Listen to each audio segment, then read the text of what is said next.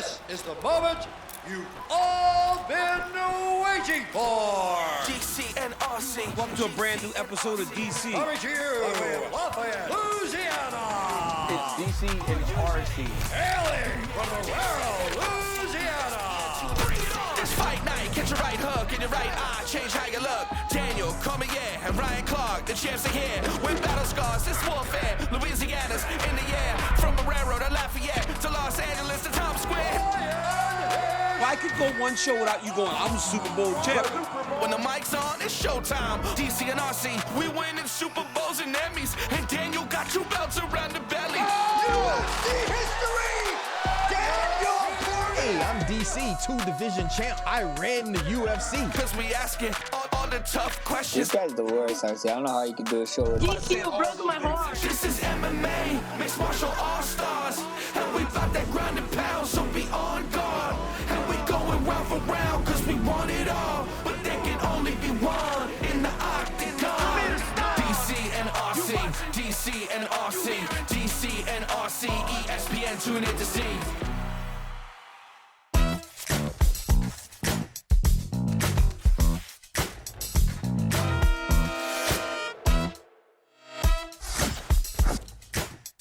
What's up, guys? Welcome to a brand new episode of DC and RC. I'm Daniel Cormier. That's my man, Ryan Clark.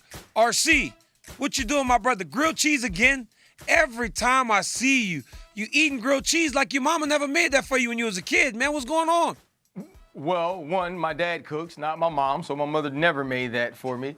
And number 2, DC, I'm a creature of habit, bro. I'm out here in Mount Laurel. Panera is close. I just order it over. I get my tomato soup, a grilled cheese, and a green tea. That is my post-show meal. Maybe if you got a little stricter on your post-show meal, you be back down to your fighting weight.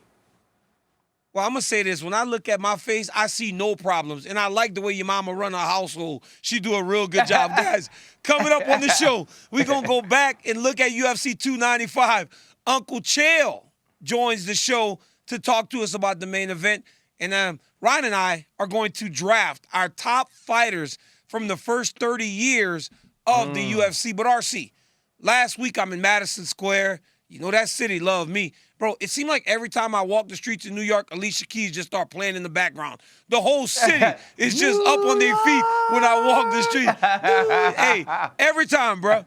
But I'm in Madison Square. History always gets made there, RC. DC, Alex Pereira okay, did DC. it again. I have a question. Didn't you used to work on Kobe Bryant's detail? Like where they sort of Yes. just lock you in a dark room and you explain to the world sort of what's going on in mixed martial arts? Yes. Have you forgotten how to do that?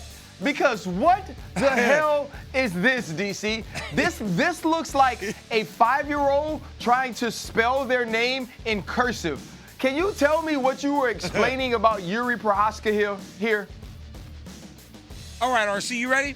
So, Yes. the former champion is not traditional. He is not what you normally expect in a fighter. So what I'm telling you is most fighters go straight forward and they go backwards.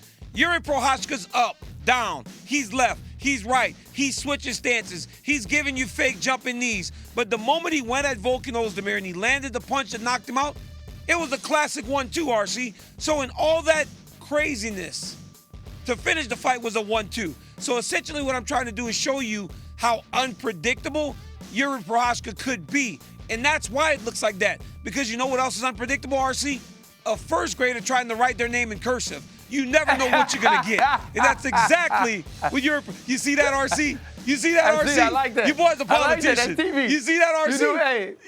DC, I'm going to tell you what. You talked about Yuri moving up, down, left, right, but eventually coming straight forward. That's exactly what happened in this fight with Alex Pereira. He was moving around. It was him staying on his feet. And I thought he confused Alex for a little while. And then eventually, the fight had to take place in the pocket.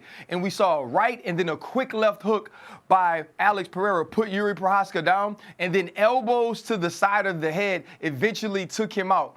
Going back to that moment in Madison Square Garden, you've been there for 2 of Alex Pereira's championship wins. what was the feel in the arena once you realized Alex Pereira again had gained the belt? You know what was crazy? It was when he came on the scene all night, right? So Yuri came dressed like a samurai. Alex had on a big gold chain with a nice suit. The crowd went crazy, bro. This guy has this champion aura about him. And it's insane to think because he's just started. My nephew and them said, if I ever had to stand across the octagon from Alex Pereira, it would be the scariest thing I've ever done. They said he is scary for no reason, Ryan. The dude, look at him. He's just staring. He looks like Easter Island a little bit with that big old head, and he's just staring at Yuri. Yuri doing all kind of weird stuff out there, and Alex is just staring at him. But the feeling was we are truly in the midst of something special.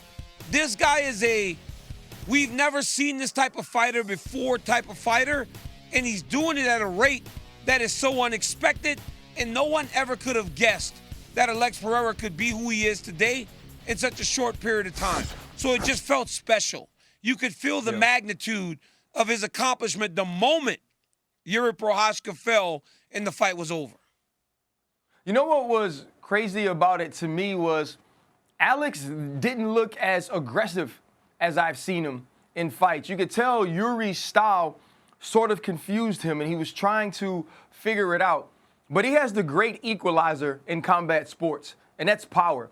And when he touched Yuri, it wasn't one of those falls where it's like, the guy hit me so hard he knocked me off of my feet. It was the right connection in the right spot, and it shut the lights out. And then the elbows to finish him. When we were watching this fight in live speed, you could see a lot of tweets and a lot of people asking, was this fight stopped too quickly? And I saw it, and I put it on the group chat. You could tell he was out with the elbow that knocked him backwards.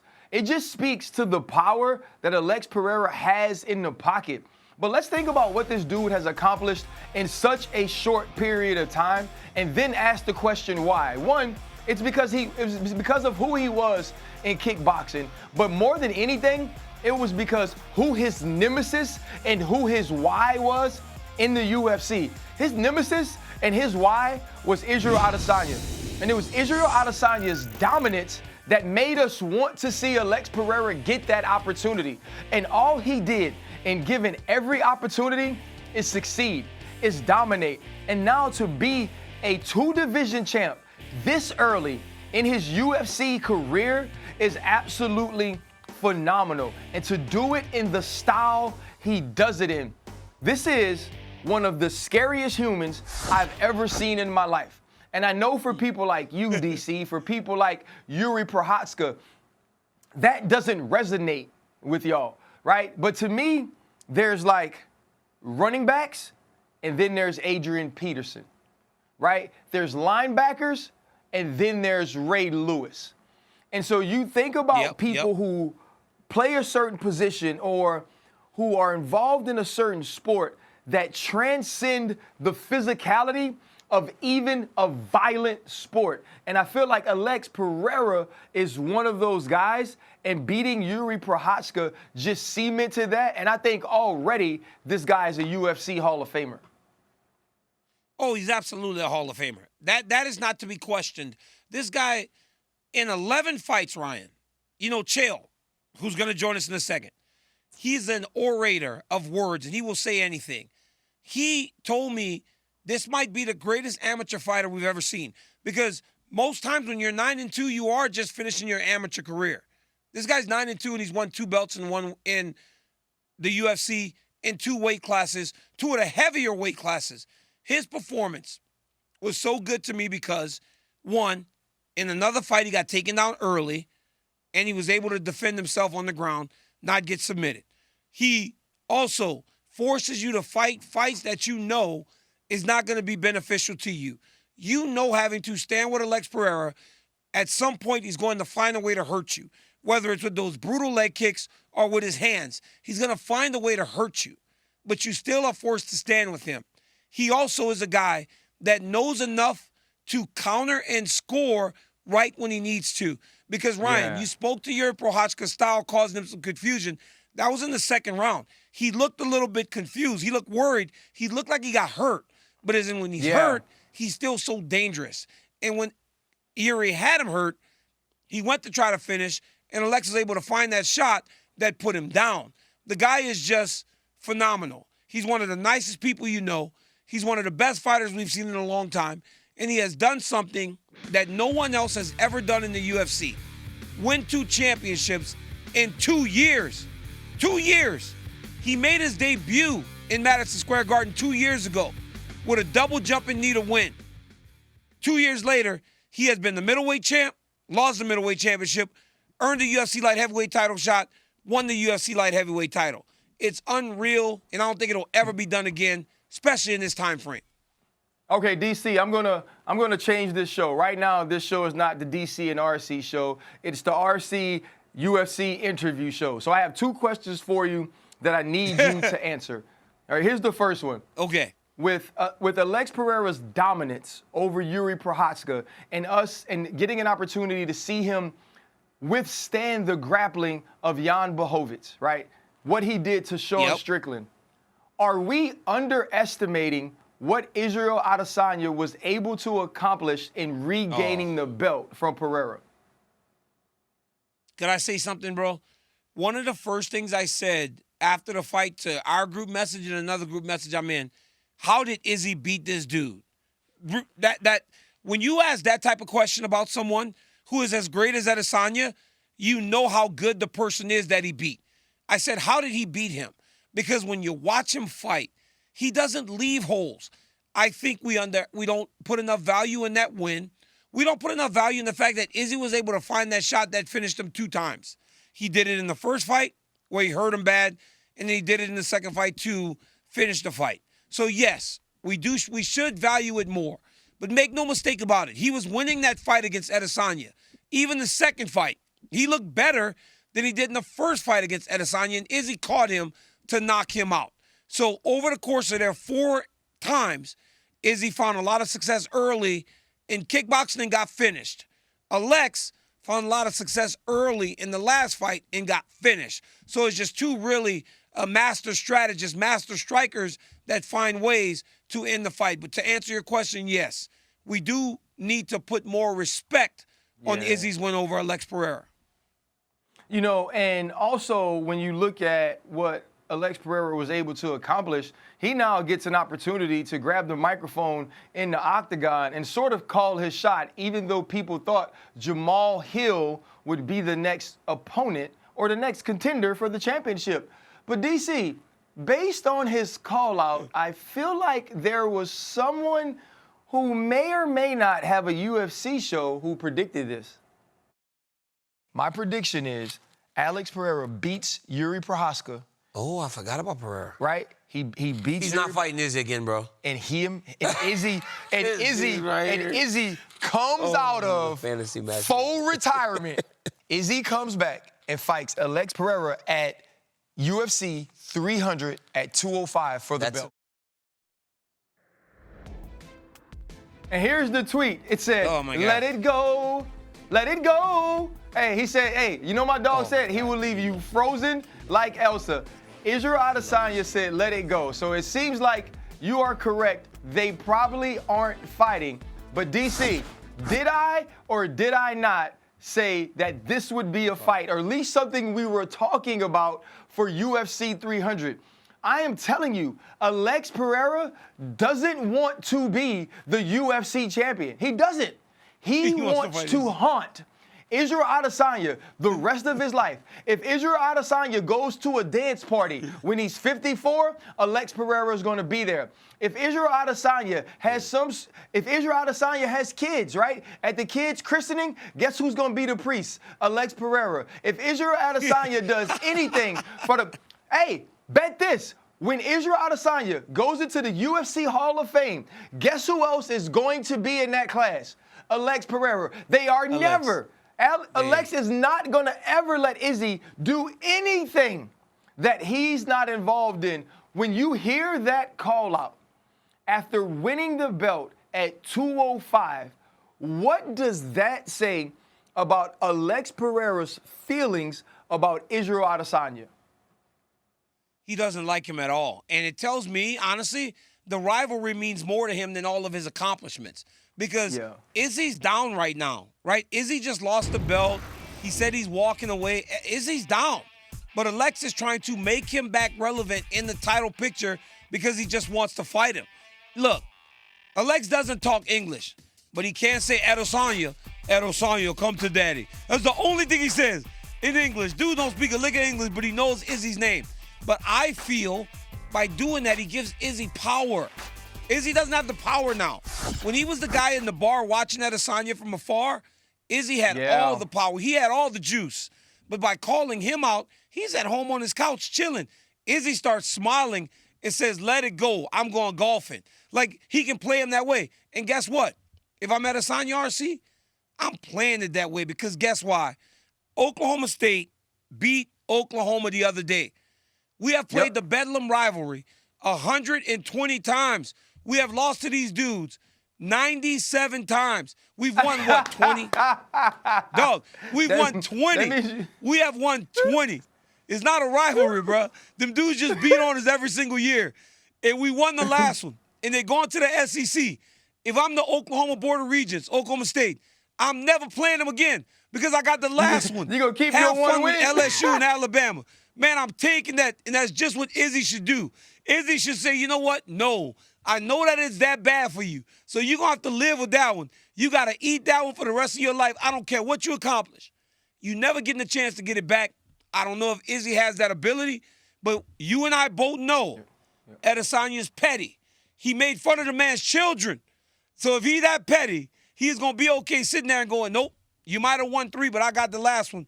Live with it. I'm going to say this. Defend your belt. I'm going to say this, though, too, DC. As dominant as Alex has been, I think it says a lot about how much he respects Israel Adesanya as a fighter as well. How much he knows that dude, every time they stand across from one another, is prepared to die in hopes of beating him because they've done it 4 times, and you're right.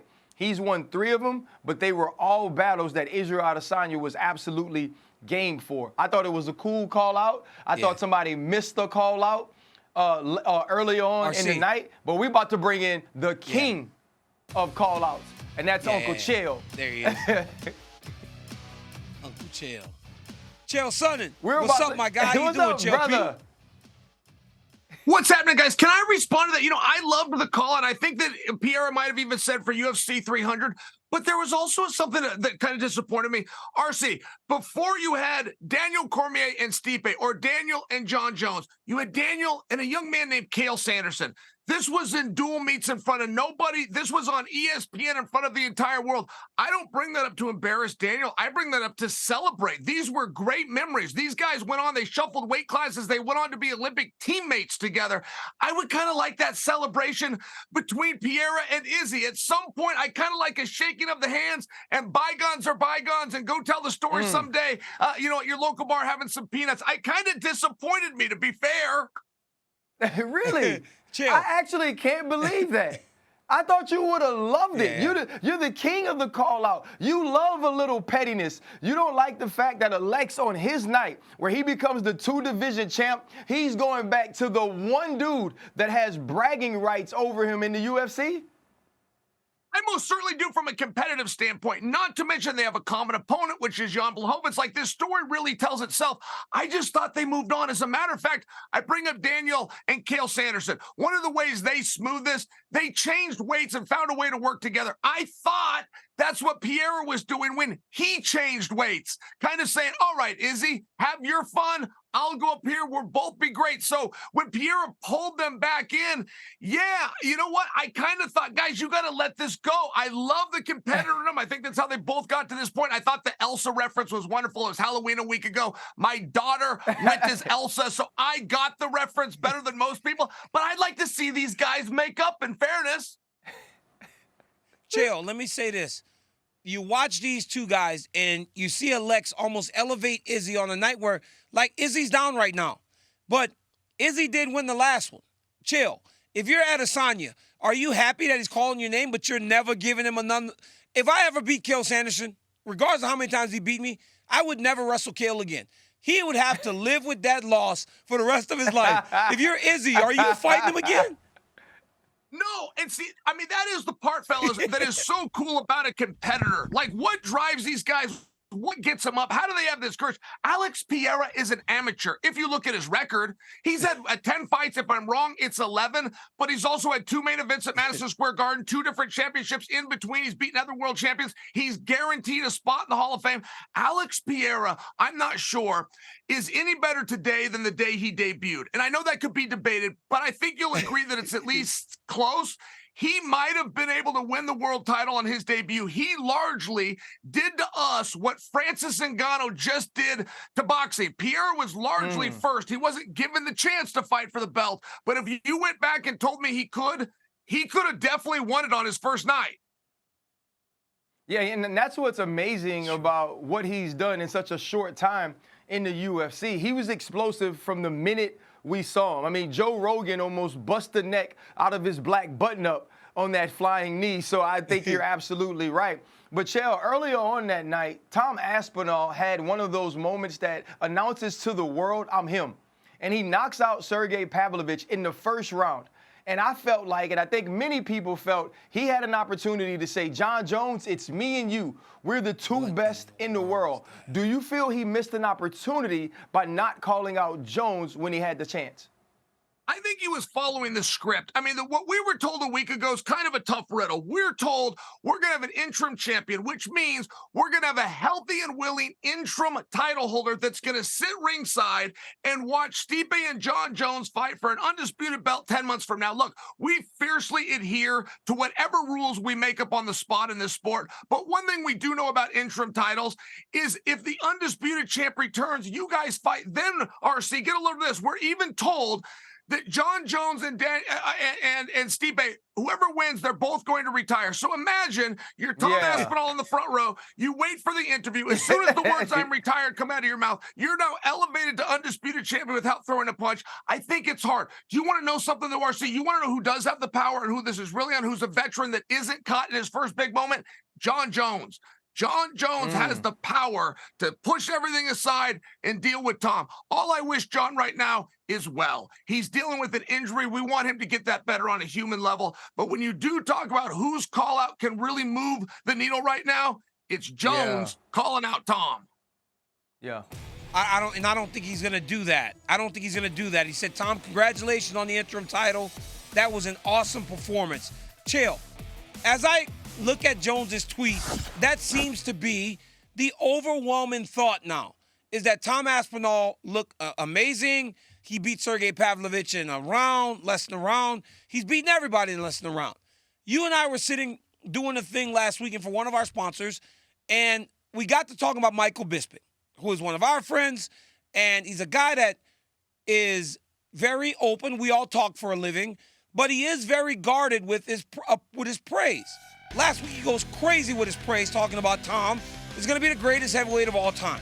After watching that last Saturday, does it appear more right to you that this could be the case and that Michael Bisping was not living a gimmick? He was telling us the truth.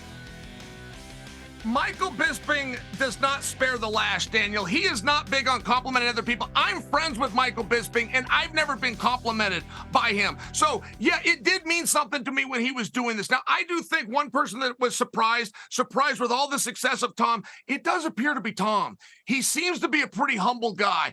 One thing that can bite a guy is when he doesn't deal with adversity, he finds himself in a fight that's harder than he's used to being in. So some of these knockouts can be a problem. One thing about John Jones, he gets credited for being so good and so technical.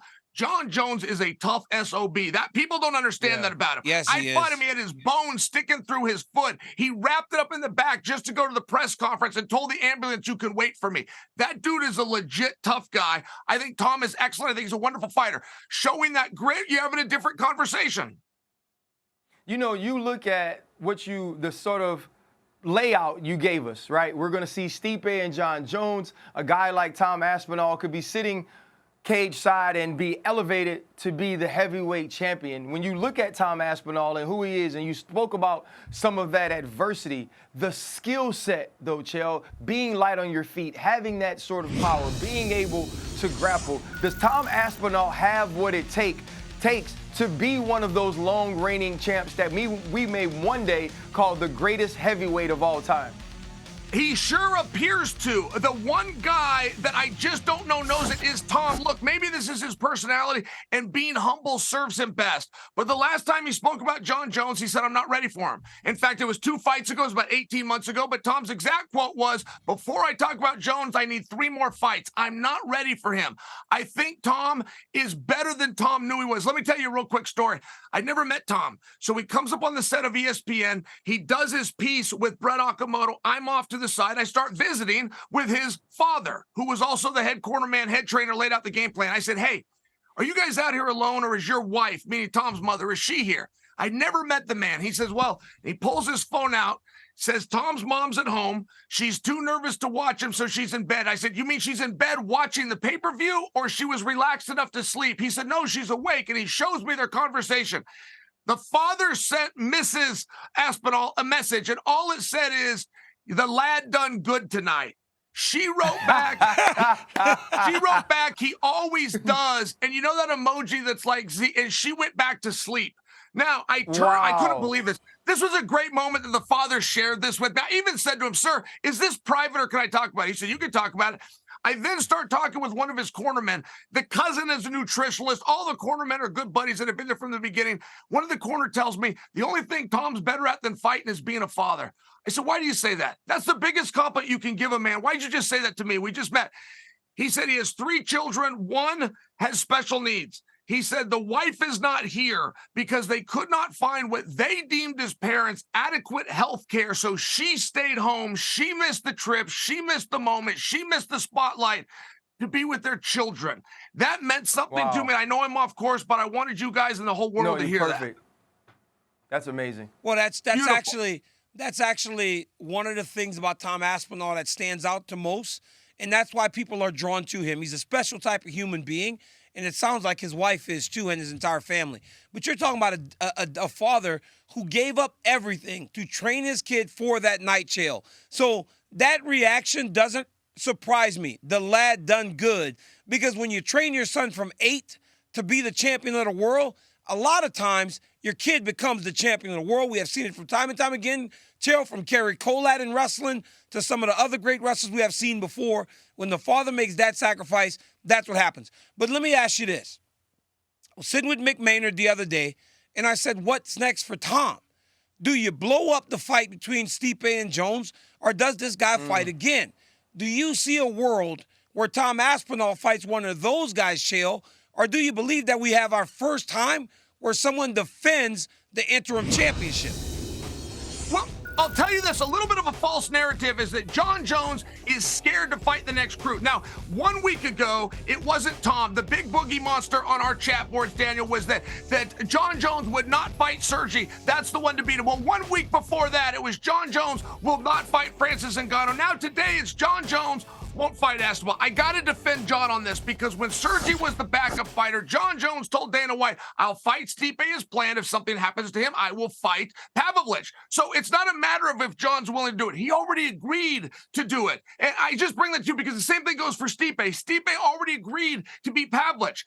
The organization elected to hold both of those guys, Jones and Stipe, out. So I think in Tom's role, he really needs to get busy. He really needs to go call for a fight. Ciryl Gane, of course, tried to get dibs on this, and I can't blame him. But to remind you, Tom Aspinall flew all the way to Paris, sat in the front row to get called out by Ciryl. When Ciryl had that mic and he had the opportunity to share the fame, he took it from Tom, made Tom go back to the airport and fly home with no interview. Tom ought to take it from him. He ought to sit and check some of his options. I don't hate the idea of Tom versus Stipe. I don't know why nobody's suggesting it. I don't know why they didn't offer Stipe that fight to begin with, or maybe they did. I asked Tom, I said, Tom, did they offer Stipe the fight? He goes, yes, they wanted no part of it. Sergey said that. Sorry, it was Sergey said that they did offer the fight to Miocic, and Stipe turned it down. Stipe wants the Jones fight. Chael, I'm going to the producer's telling me to do something. I'm going somewhere different. You said you want to see guys wash their hands and be friends. Are you ready to wash your hands and be friends with Jorge Masvidal? Because Jorge Masvidal came at you last weekend. And Chael, I don't get it. I don't get it, Uncle Chael. I'm not. And can I shoot with you? He hurt my feelings. That came out of nowhere. He said terrible things about me, guys. But you want to know the bad news? They were all true. He didn't go lie about me. It's the truth that hurts. And this guy known me 17 years. Like, he really knows how to stick it to me. And I was kind of trying to show him the playful side. He challenged me to a fight. I said, were you going to kick me with are you allowed to kick with the leg that's got the ankle monitor? Are they going to give you a juice box from prison between rounds or a water bottle? That's playful. He doesn't have an ankle monitor. He's not in prison. These are jokes. He was telling the truth about me. That hurts. hey, nothing stings like the truth, Chael. I already know what you're saying, my boy. Listen, you tweeted out your UFC 300 predictions. You want to tell us a little bit about the card you have?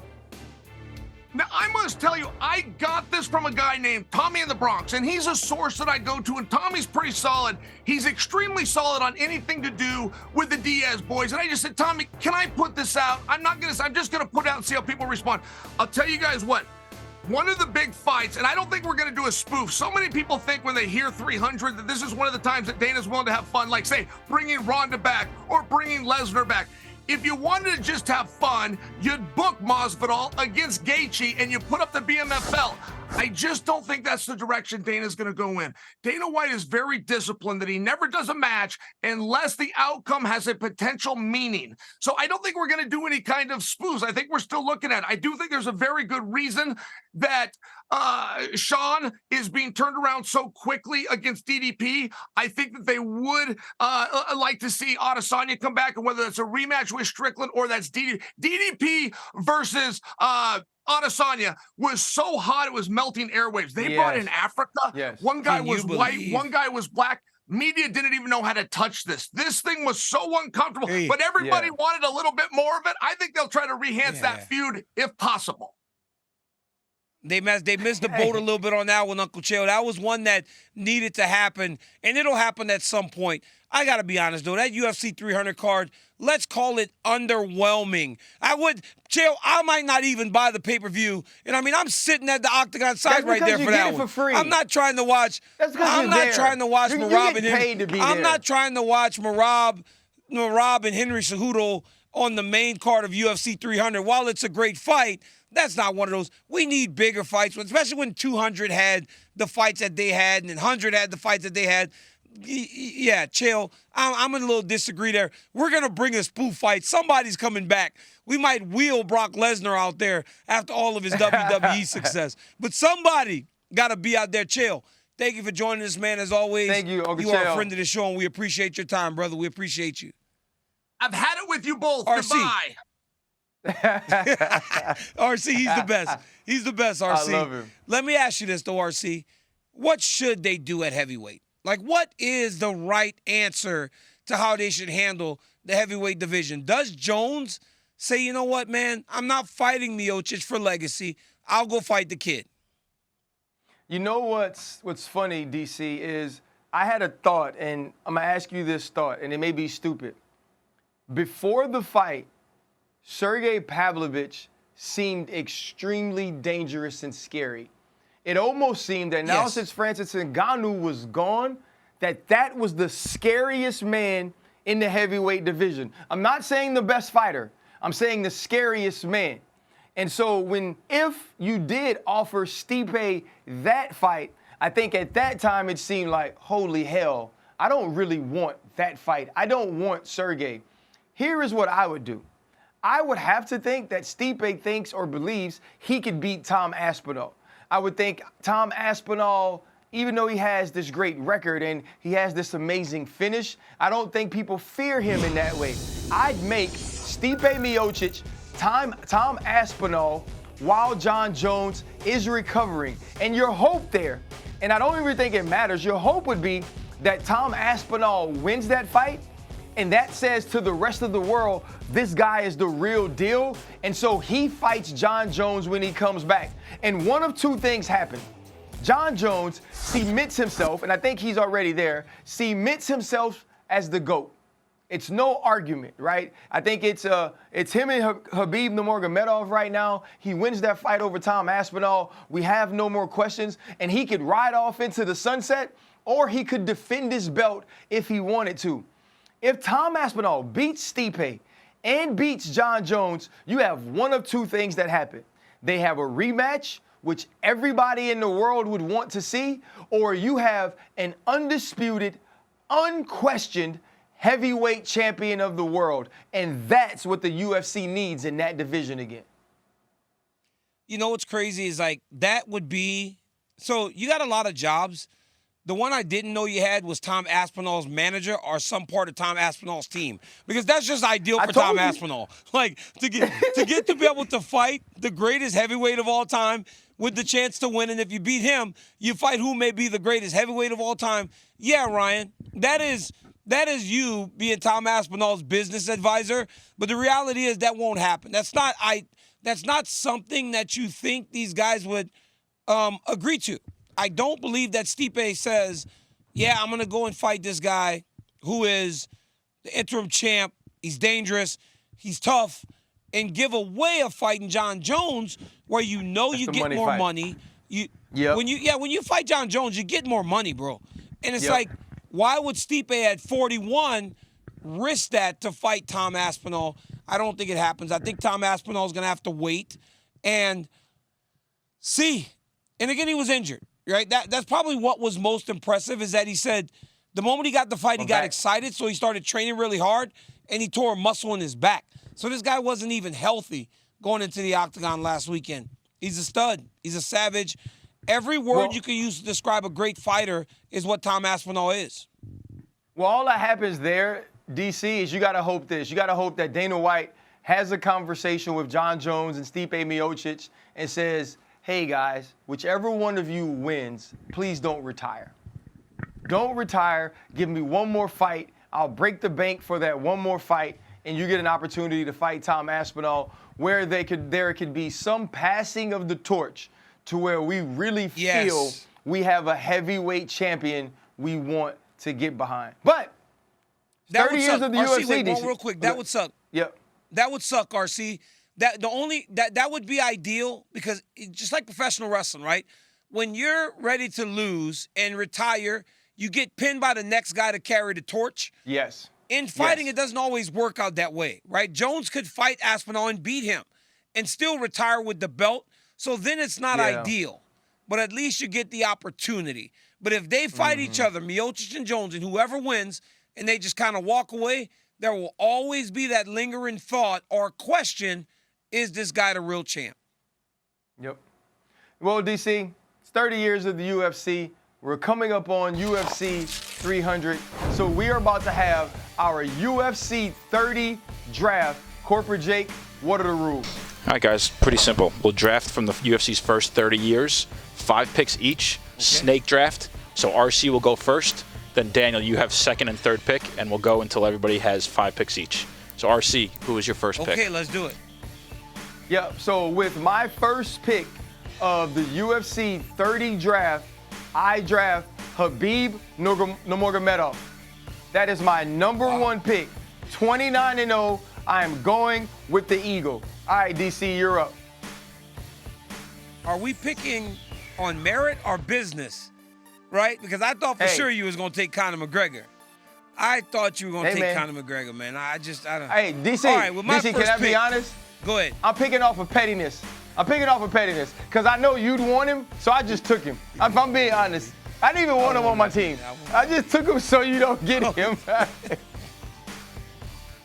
I wanted Habib, man. I wanted Habib. Damn, man. All right, with my first pick in my draft, I am going to take Israel Adesanya. I'm taking Israel Adesanya. I'm taking Israel Adesanya because he was a long-reigning champion, and he sold pay-per-views. So he's about as safe as they come in terms of business and fighting. Okay. My second pick. You got another pick? Is going to be George St. Pierre. I'm taking George St. Pierre, who I believe, right next to Habib, is the greatest fighter of all time. So I'm taking GSP. Okay, all right. So at number 2, I'm going Jon Jones. I'm going Jon Jones at number 2. Got to give me, I think he's one of the greatest fighters of all time. He got some stuff with him, He got some stuff with him that keeps him from being the greatest, but you cannot knock what this man was able to do in the octagon and that level of skill. At number 3, I'm taking Conor McGregor. I'm taking Conor McGregor for the same reason, DC, you talked about Israel Adesanya. This man is a double champ. He was lightning in the bottle, and from a business standpoint, there's no one that's been better in the game than he has. Yeah, my third pick, I am going to take Anderson Silva. Because what Anderson Silva was to his time was unbelievable. He was a long-reigning middleweight champion. He still holds the record for most consecutive wins to start a UFC career. So I am taking, with my third pick, Anderson Silva. At number 4, my fourth pick, fighting out of San Jose, California by way of Lafayette, Louisiana, I am taking Daniel Cormier. Because when you're the double champ gets chosen in the top 10 fighters. I am honestly picking my list, RC, based on a list that was just released for the top 30 fighters of all time. So that's where I was, like right in this range here, number 6 or 7. So that's where I'm picking myself. Okay, so I'm on my 4th, right? At number 4, I'm going with Amanda Nunes. I know that sometimes we get caught up in what the men can do in this sport. There has been no more dominant champion than what Amanda Nunes was in her fighting career. She's retired now, and when she walked away to me as the GOAT of all women's mixed martial arts. Now, this is a hard one. Okay, number 5. Number 5. Done after number that. 5. I don't like Choose wisely. I don't like this one, DC. At number 5, and I know, like to everybody else, this guy, the way he ended his career, his reign at champion wasn't long enough. At number 5, though, I'm going to take the guy who made me fall in love with mixed martial arts in the UFC, and that's Chuck Liddell. Watching Chuck Liddell on those UFC greatest knockout CDs and DVDs you could buy from Best Buy is what got me into it, bro. Sitting at home, watching Spike TV and seeing him fight against Randy Couture and watching him fight, Tito Ortiz. Like, this was the dude that I said, he is absolutely out of his freaking mind to walk in here with these long, skinny arms, this big old belly, this wild fighting style, and really just be a part of what made you love the sport. Yeah, it's a tremendous pick. Chuck Liddell meant so much to the mixed martial arts community, and he still does today. My 5th and final pick, he's a small guy, but he was amazing, bro. This guy has the record for most title defenses at 125 pounds. I don't think it'll ever get touched.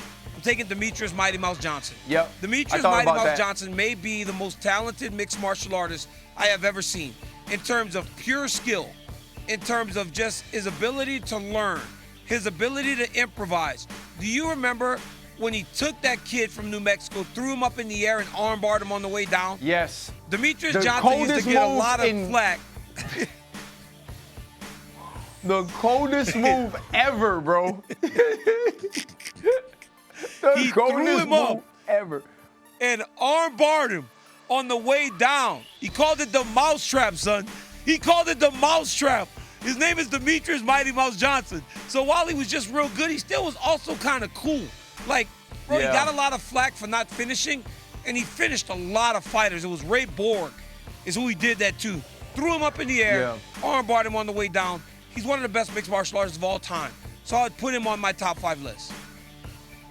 DC, that's a good list, man. Normally, I look at your list and I say that they're terrible.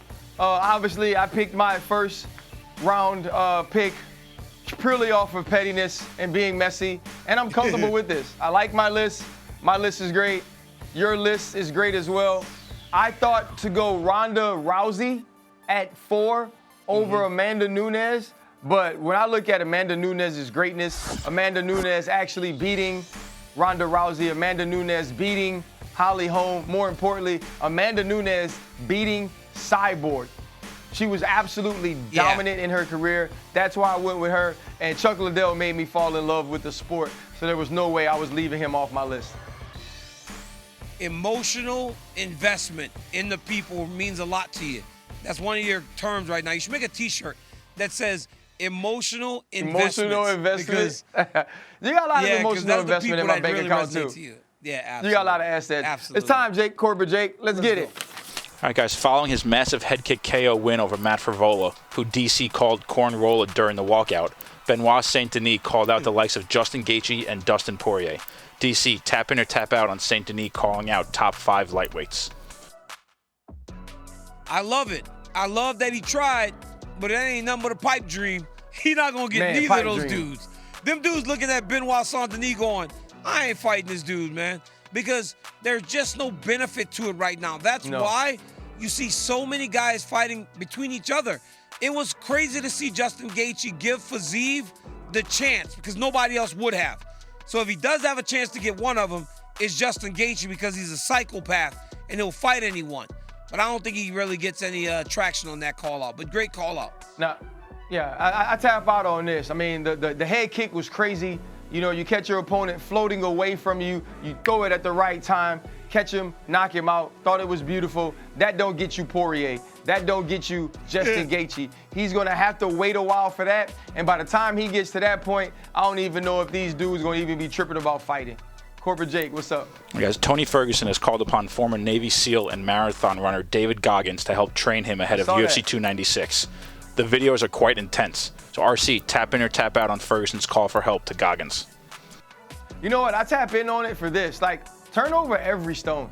Tony Ferguson understands that he is closer to the end than the beginning. If you listen to David Goggins or ever read any of his books, you know the way that he focuses on being mentally tough.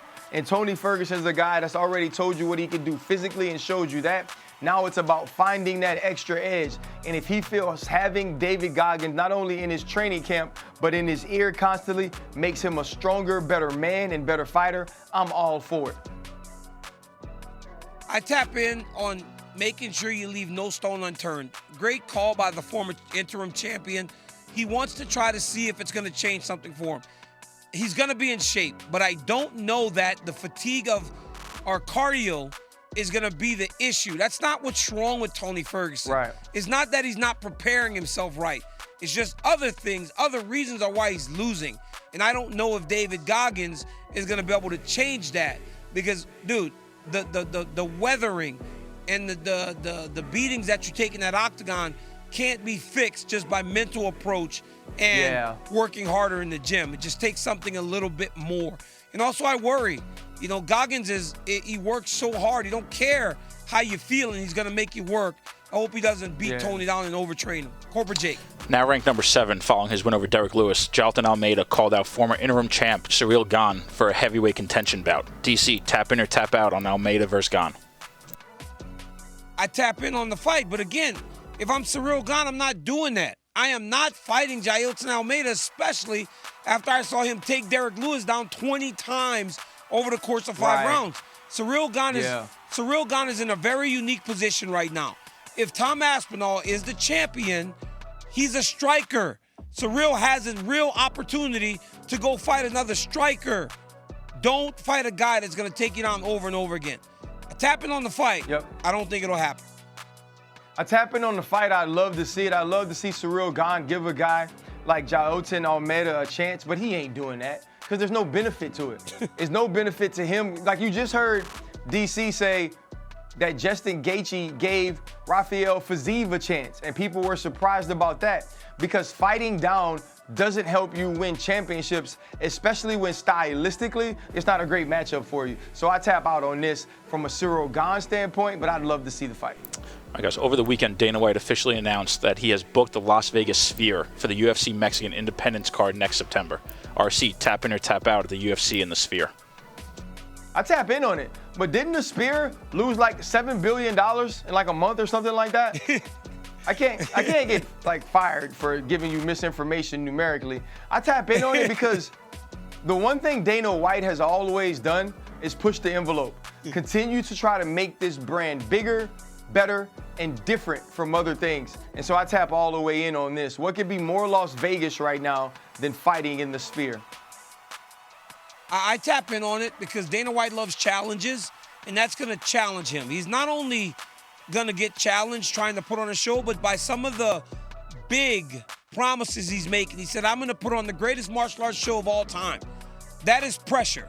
And if I know Dana, he loves pressure and he loves challenges. So I'm excited to see what they can do inside the sphere. But could you imagine, RC, when these fighters walk out, if their home countries or home states are just floating around the sphere as they're walking out? Yeah, that's tight. It's going to be sick.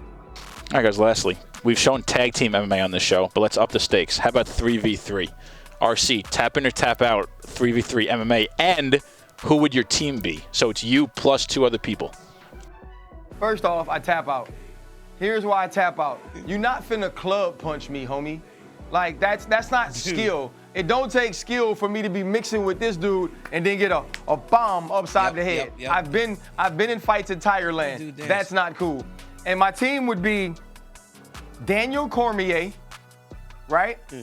And number 3 would be Steven Seagal or that security guard guy, the black dude that teach everybody self-defense. That would be my team. RC. I want people that go like grab fingers and stuff and like. RC, run that clip back. That remind me of Club Strawberries. There's this club called Strawberries back in Lafayette when I was growing up. We used to get down in there. But that's how the fights look. You can't fight in a 3-on-3 fight. And look at that brother with the red hair. That brother big. He looked like he just want to punch somebody upside the head. But then what I like most about him is he a little fat, but he don't care. He's sexy, and he knows it. Watch him dance on him. Big boy, you go start a fight. After winning the fight, then you dance on him. Look at that. Also, let all that shake, big boy. Do you just have to tap out? You have to just tap out one guy or knock out one guy? Because everybody else was still fighting. Is that how it works? It's just and a stupid sport. You talk about my man body. He didn't got his appendix taken out. He got a scar on his stomach, man. What type of people are we getting inside the cage? Hey, RC, can I say something, RC? You and I were talking last week at Inside the NFL, and we spoke about being important or pretending to be important. And if you pretend enough, you might get some unique opportunities. You're not smart because you pretend to be smart. You're a smart guy and you're involved in a lot. But last week, you went to the White House, right? What did you do there? Well, we went there to talk about college athletics, mainly college football and NIL, being that the NCAA has been meeting with the president and his staff. And we also talked about the working conditions and the health conditions of some of these college students, whether it be mentally or physically once they leave college and now they're on their own. I thought it was great conversation. I thought they listened. I thought they asked the right questions. And I'm gonna be honest, DC, I'm not a political guy, right? And I'm not a historian. I'm sort of one of those dudes that's from the West Bank of New Orleans, and it's like you get what you get and you don't pitch a fit. But when you're in some of these rooms in the White House, because we got an opportunity to take a tour, and they say, you know, most people see it as a museum. You're going to get to see it as a house. And they're walking you into these different rooms, and they're telling you the stories of how these rooms came to be this color, why this china is in this room, what this wallpaper is, where or what happens on the lawn. And you get an actual opportunity to go in the Oval Office where we probably spent 10 to 15 minutes talking to the president and him giving us stories about why the furniture was chosen, why a picture was chosen, why a bust was chosen. Like, it gives you such a respect for history, such a respect for the history of this country. And nah, man, it's not perfect. It's not a perfect country. But when you think about those that have come before you and laid some of the foundations, so me and you, bro, me as a black man, you as a black man, could get an opportunity to sit on this show and talk about a sport that we love and get paid to do it, right? Get paid to do it, to have those freedoms from where people have come from. It was one of those great experiences, and I hope in having those conversations with the president and his staff about not just controlling NIL, but allowing these players, these young student athletes, to continue to profit off of their name, image, and likeness, no matter who they are. To where it's not just the top guys who get an opportunity to benefit. It's the 85th guy on the scholarship roster who is putting in just as much work weekly and daily to be a part of that team. You know, I've been to the White House, but I went to the Senate, and the most impressive room to me is that wrestling room they got in the basement. They got a wrestling room in the basement, dog, of the That's all you Capitol care building. about. It's crazy. They got a Only wrestling you. room. And RC, I love wrestling. So, hey, look at me. Look at me, RC, and look at my boys. Look at what came out yesterday. Let's go. I mean, look at that. The national high school team rankings came out last week night. And look at them, RC. Look at little Gilroy in the top 10 to start the year. How about that, RC? How about that? DC, Year congrats, 5. bro. How happy are you for those kids, man, and for those young men that they get an opportunity to know that they've worked this hard and now their work is paying off? I mean, it's amazing, right? From all the college scholarships to now being recognized as one of the top 10 teams in the entire United States is unbelievable. Big goals coming for this year. A lot of work to be done, but it's amazing whenever the work. Hey, year 5 is starting, RC. Year 5 is starting right now. Or year 6, we lost the COVID year. But year 6, from where we started, 18 kids on the roster to now we have 62 kids on our wrestling roster. Look at Gilroy in the top 10 and living among the best in the country. Congratulations to all the kids. Now let's get to work, RC. Well, DC, y'all remember now, DC and RC, every Tuesday, wherever you get your podcast, 12 a.m. midnight on ESPN2 as well. We love you guys. We appreciate you. Madison Square Garden was rocking. DC was killing it. My boy was all over the place. And all he said was he had Alicia Keys' theme music follow him everywhere that he goes. Catch us next week. We love y'all.